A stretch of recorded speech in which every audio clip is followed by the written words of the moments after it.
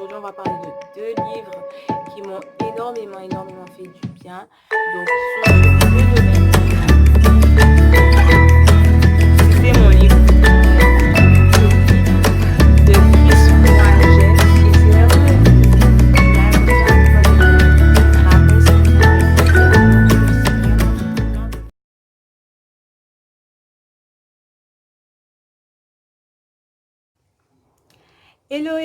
hello à tous. Donc aujourd'hui je reviens pour une nouvelle vidéo.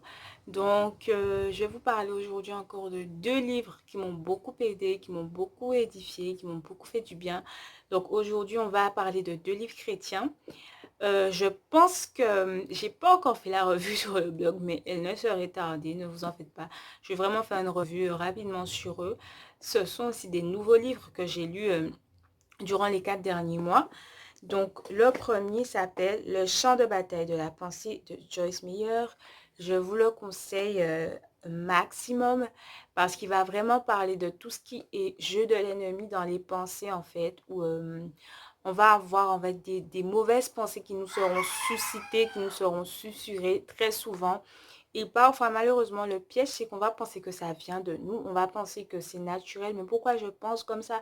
Pourquoi je me fais du mal comme ça? Pourquoi je me rabaisse comme ça dans mes pensées? Alors que c'est vraiment un plan de l'ennemi de s'insérer même dans nos pensées en fait et de nous pousser à penser à des choses négatives, des choses qui nous font du mal, des choses qui nous font souffrir et parfois au pire, donc au suicide, à des choses comme ça en fait.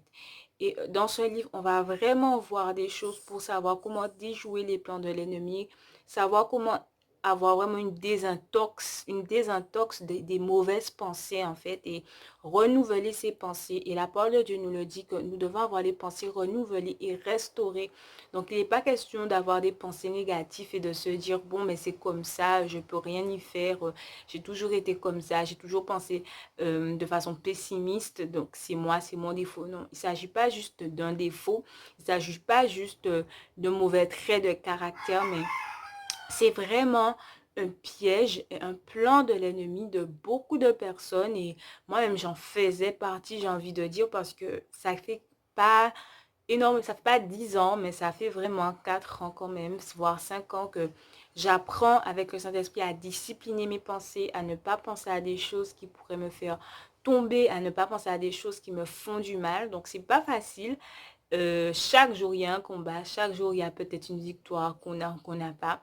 Mais en tout cas, il faut vraiment déjà avoir le déclic de comprendre que c'est pas un jeu et c'est pas juste moi, mais c'est vraiment un plan de l'ennemi qui se joue contre moi. Donc, il coûte 16,50 €. Donc moi, je l'ai acheté à la CLC. Donc je pense que sur le site de la CLC, il est encore disponible parce qu'en général, c'est vraiment un titre qui est quand même connu et que les gens aiment beaucoup acheter quand ils font des clubs de lecture chrétiens, des choses comme ça. Donc, et c'est même un best-seller mondial. Hein, donc il y a plus de 2 millions de copies qui ont quand même été vendues. Elle a déjà été beaucoup réédité. Donc, c'est un livre que vous pouvez trouver même dans des librairies comme Mola, comme Librairie Générale, des choses comme ça. Vous pouvez le trouver vraiment dans beaucoup de librairies, en fait. Donc, il est très utile pour la vie d'une personne. Je vais vous lire, du coup,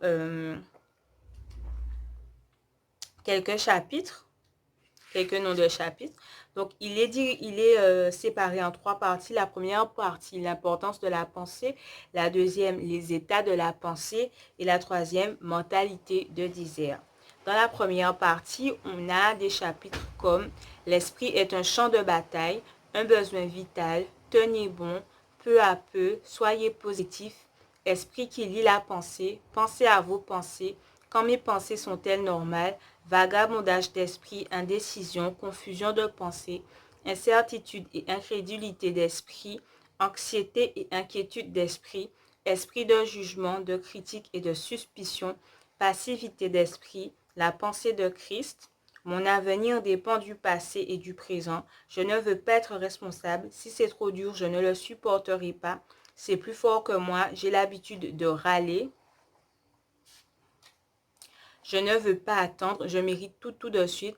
Ce n'est pas de ma faute. Je suis si malheureux. Je ne mérite pas la bénédiction de Dieu. Pourquoi ne serais-je pas jaloux? J'agis à ma manière.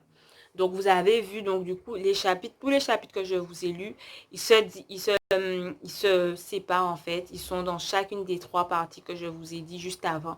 Donc, dans chacune des trois parties, on va se focuser, on va se spécialiser sur quelque chose, sur un thème bien spécifique. On va vous apporter des aides et des conseils. Donc, comme je l'ai dit déjà une fois ici, ce que j'aime avec Just Meilleur, c'est que on peut parfois penser que c'est juste du développement personnel, mais c'est pas du tout juste du développement personnel. C'est vraiment quelque chose qui est ancré dans la parole de Dieu et toutes les choses qu'elle dit en général, toutes les choses sur lesquelles elle essaie d'aiguiller ou l'aide qu'elle essaie d'apporter est basée sur un verset de la parole de Dieu. Et du coup, c'est intéressant de voir ça parce que à chaque fois quand elle enseigne, à côté, elle met un verset de la parole de Dieu. Et comme ça, on peut voir que on n'est pas baladé comme ça dans l'air et tout. On est vraiment sur la parole de Dieu. On avance avec la parole de Dieu dans ce cheminement de restauration. Donc, je vous le conseille. Il m'a fait énormément de bien. Et si vous le lisez, n'hésitez pas à me faire part de ce qu'il a pu faire dans vos vies et de ce qu'il a pu aussi vous apporter. Donc, on peut passer au prochain livre, qui est aussi un livre super, en fait.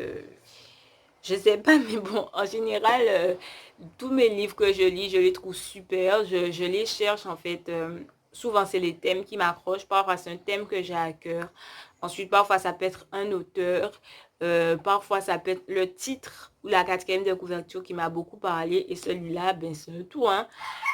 La personne en question, le titre, le thème m'a attiré beaucoup et la quatrième de couverture m'a beaucoup parlé. Il coûte 16,45 € et je l'ai acheté à la CSC. On change plus une équipe qui gagne. Donc, je vous lis la quatrième de couverture.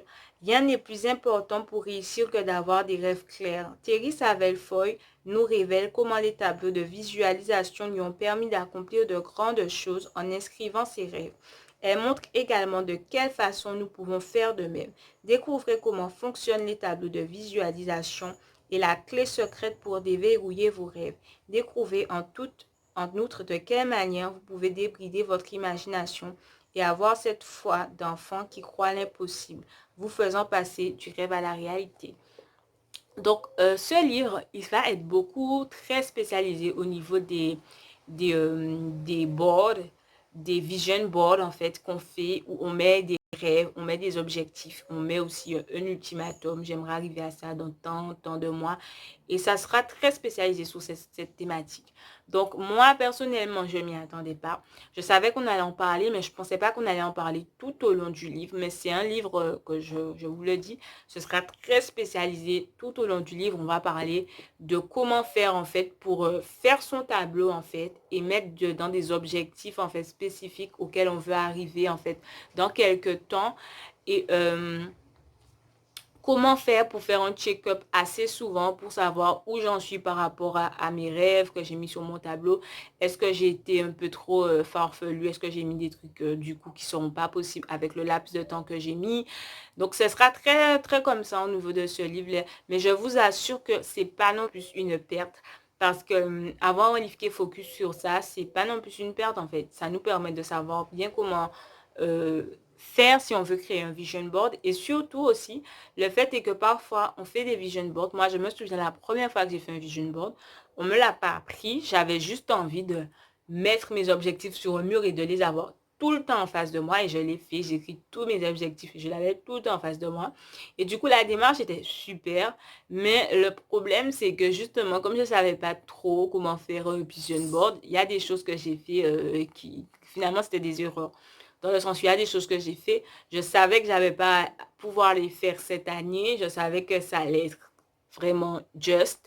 Mais je les ai laissés sur mon vision board et finalement, ben, c'était pas utile. C'était pas utile. J'aurais très bien pu, en fait, ne pas les mettre. Comme ça, quand je les regarde, je reste fixée sur mes objectifs de l'année. Et du coup, je ne perds pas en distraction, en concentration, etc., etc. Donc, moi, franchement, je vous conseille ce livre. Apprendre à... Un vision board, c'est pas aussi facile qu'on pense. Il y a vraiment des choses, des petites choses qui vont faire toute la différence et qui vont faire que vous ayez un tableau où vous arrivez pratiquement à coucher tout à la fin de l'année, où vous ayez un tableau où à la fin de l'année, vous avez pratiquement rien réussi à cocher. Et moi, comme je vous ai dit, au niveau de mon premier vision board, c'était un peu ça. À la fin de l'année, j'avais coché 2, 3 trucs, pas plus. Et au final, ça m'a vraiment pris à peu près 5 ou 6 ans pour cocher tout ce que j'avais mis sur ce vision board.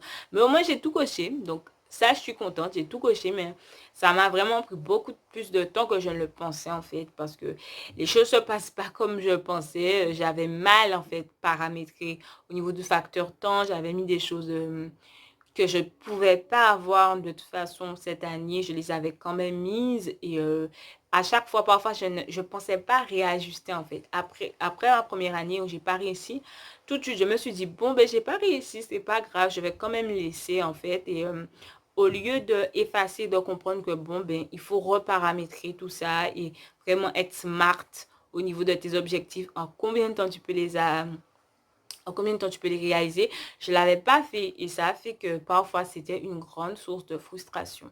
Donc, je vous le montre encore. Rêvez-le, affichez-le, vivez-le de Terry Savelle Joy. Passer du rêve à la réalité. Donc, voici un peu les 2 livres que je voulais vous présenter aujourd'hui. Celui de John Myers et celui de Terry Savelle Foy. Et je pense qu'il va vous faire du bien. Je pense qu'ils vont vous faire du bien. Vraiment, n'hésitez pas à les acquérir. Et si vous les avez, n'hésitez pas à me laisser un commentaire tout en dessous, à m'envoyer quelque chose par mail ou aller sur le blog et à m'en parler. On peut discuter autour de ces livres. De toute façon, moi, c'est mon but hein, qu'on puisse échanger au niveau des livres et qu'on puisse échanger quelque chose et qu'on puisse nous-mêmes en sortir grandis, en fait, toutes les uns les autres. Donc, je vous dis à très, très bientôt pour une nouvelle vidéo, une nouvelle revue ou peut-être autre chose, on ne sait pas. Donc, à très bientôt. Bisous.